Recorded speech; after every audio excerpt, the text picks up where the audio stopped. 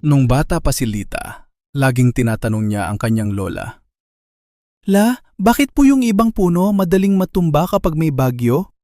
Yung iba naman, kahit anong lakas ng hangin, nakatayo pa rin. Ngumiti lang ang lola at sumagot. Dahil apo, yung mga matitibay, malalalim ang ugat. Hindi mo man nakikita yung hirap nila sa ilalim. Pero dun sila kumukuha ng lakas para manatiling nakatayo sa taas. Lumipas ang panahon, naranasan din ni Lita ang mga bagyo sa buhay.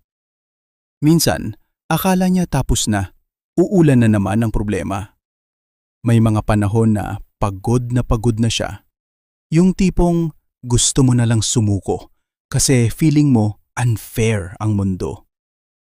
Bakit yung iba parang ang dali lang, pero siya kailangan pagpaguran lahat?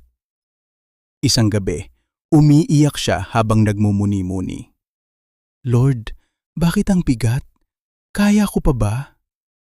Naalala niyang sinabi ng lola. Na-realize niya yung mga paghihirap na dinadala mo ngayon, hindi para pabagsakin ka, para palakasin ka. Yung mga panahong nasaktan ka, doon mo natutunan kung paano maging matapang. Yung mga panahong iniwan ka o binigo ka, doon mo natutunan na ang sarili mo lang ang pwede mong masandalan palagi. Yung mga panahong gutom ka o kapos, doon mo na-appreciate yung halaga ng bawat piso at bawat pagkain. Alam mo, minsan, feeling natin tayo lang ang nahihirapan.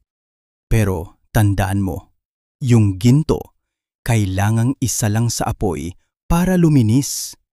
Yung diamond, kailangan ng matinding pressure para mabuo. Kaya kung pakiramdam mo ay mabigat na yon, okay lang umiyak. Okay lang magpahinga. Pero huwag kang susuko. Kasi habang dinadala mo yung bigat, unti-unti kang lumalakas. Yung mga sugat mo, magiging peklat na magpapaalala na nakaraos ka na. Sa huli, hindi yung tagal ng buhay ang mahalaga, kundi kung gaano ka katibay tumayo kahit anong bagyo ang dumaan. Kaya mo yan. Darating din yung araw na matatawa ka na lang sa mga pinagdaanan mo ngayon kasi nakamit mo na yung mga pangarap mo.